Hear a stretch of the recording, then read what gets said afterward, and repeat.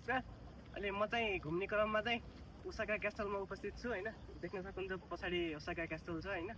Osaka Castle चाहिँ अब यो ओसाकाको एकदम सेन्टर पोइन्टमा छ। यो क्यासल चाहिँ अब धेरै पहिला 150 आजभन्दा 150-200 वर्ष अगाडि बनाइएको थियो।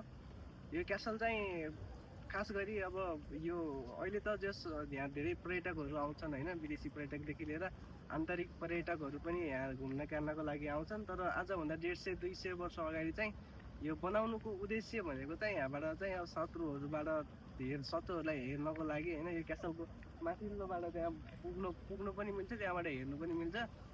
त्यहाँबाट चाहिँ यो ओसाकाको सबै एरिया देखिने भएर चाहिँ त्यति बेला चाहिँ अब शत्रुहरूलाई हेर्नको लागि भनेर विशेष बनाइएको थियो।